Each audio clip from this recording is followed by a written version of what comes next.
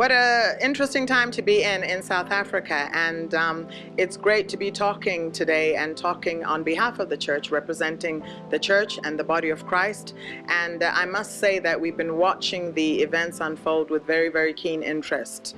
And definitely, I would say that we have a very valid concerns that we are looking at, watching some of the events unfold. And of course, the most recent event that is unfolding right now concerning the cabinet reshuffle is something that we've been watching with very keen interest. And it was very interesting to us that a cabinet was reshuffled over the last few days.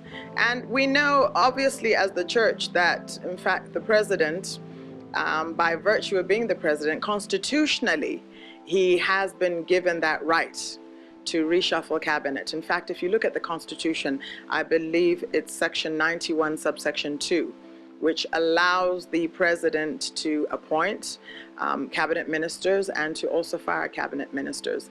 That is because we use the parliamentary system as opposed to the presidential system which they use in the United States. So we've been watching these events unfold, and what do we have to say about it? Well, we are a democratic nation, and we're supposed to be representing a democracy. I think it is concerning to us that decisions can be made by a single individual. And going forward, we really would want to see a greater measure of consultation. That some of the people who've been reshuffled, we've noted with keen interest that some of those who were reshuffled were actually not really cabinet ministers who were performing with a lot of excellence. And then we've also noted with concern that some of the cabinet ministers who were removed were actually some of those who were performing with great excellence. And this is something that we're watching with keen interest. Leadership is something that is vital for any nation. For any nation to move forward, you must select a group of leaders who have the capacity, who have the ability to carry out. And I know that our dear president did mention that part of the reason for the cabinet reshuffle was to bring in a team of people with expertise and who would be able to provide that leadership.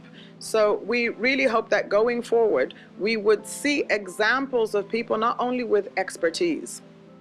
I would like to say also, as the church, that we also want to see leaders who are coming in to lead the nation with a certain amount of Ubuntu values, ethics, and leadership values that reflect morality and good values. Ubuntu is something that we are looking for. Thabo Mbeki talked about it a great deal. And I know that the president put in a program several years ago. He talked about the Moral Regeneration Project. And when we're looking at leadership that's unfolding in these days, we're seeing a leadership that does not necessarily reflect that moral regeneration. So as the church, we are looking for that generation of leaders who will reflect that morality, who will reflect good ethics and good values, but also who have the capacity to carry out the functions that they are appointed to. So if you're going to appoint, for instance, a minister of finance, let it be somebody who has credentials in that portfolio, somebody who understands the financial and the fiscal policies, what's going on there, so that we are not relegated to a junk status credit rating. That's what we want to see. We want to see people with capacity. We don't want to see leaders that are being appointed just for reasons of loyalty, because you've been a good, loyal person to an individual. But we want to see people who are appointed for reason of loyalty to the nation. And because they're concerned about the nation, they're concerned about the people, they're concerned about oppression, they're concerned about poverty, they're concerned about HIV/AIDS, they're concerned about educational issues. Those are the leaders that we really want to see appointed, who have an understanding of the issues and who have the capacity, the skill, the knowledge, the expertise, and the character to be able to fulfill their leadership functions. We want to see leaders also who are transformational leaders, who have a servant heart and are out there to serve the community. So the church has been watching with keen interest. And as I said, we have a concern over the type of leadership that we're seeing. And we believe that it's time for the church to have a greater say and a greater opportunity. And the church is not coming just in a critical mode, but to say that we want to present strategies. We want to present plan of action. The church is there also not only as a moral guidance. It's not just about morality and ethics, but also to be a voice and to say we have certain knowledge and expertise. And there's so many of us out there who are professionals, who have the capacity, who understand the different spheres, who understand the different realms. And we're saying to the government, don't relegate us to the sidelines. We are not just a group of people who gather on Sundays to sing hymns. We are skilled people, we have the expertise, we are intellectual people who have an understanding of the times we live in, we have an understanding of the political environment. We are qualified people, many of us have degrees, professionals, master's degrees, doctorate degrees, even in my instance. And so we have the knowledge, we have the understanding, we have the expertise, and we are saying we want to be included in the processes. Don't shut us out. We have a voice. We definitely can mobilize even on behalf of the nation. We have a very lovely saying in Setswana. It says, which means that if you have a heavy burden, if there's a big burden that you're dealing with, the only way you're going to deal with that burden is by having a number of people join hands with you and lift up that burden together. So if you have a very big burden, look at all the stakeholders that are around you. Look at your resources that are around you. And we're saying to the government of South Africa, and we're saying beyond South Africa, even to the SADC region, to the continent out there, that the church is a critical voice and has a critical role, a central role to play. Do not shut us out.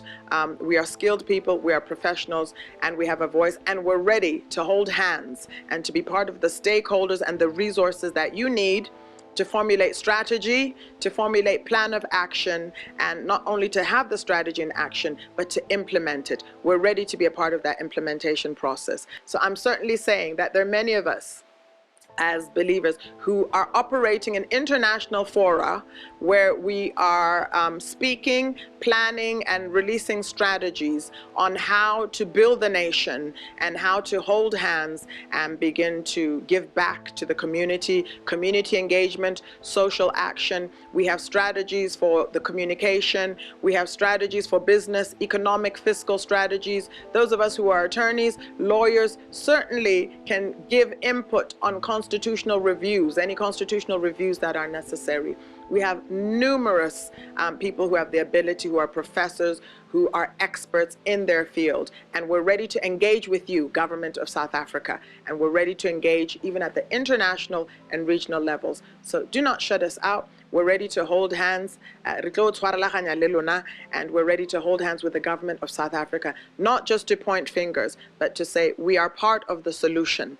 Allow us to problem solve with you, and allow us to hold hands and present plans of action and strategies that will make our nation great and that will make our nation better. Include us in the process, the legislative process, the executive process, the judicial processes. Make sure that we're included at all levels, in all sectors, in all spheres, and in all jurisdictions. We have plenty of feedback and valuable input to give back to this nation. It's time to build South Africa. Genako. Let's take South Africa by the hand. Let's take our region by the hand. Let's take the continent by the hand, and let's build it together. One voice, one unity, one language. Let's build Simunye. We are one. Let's build South Africa and the continent together.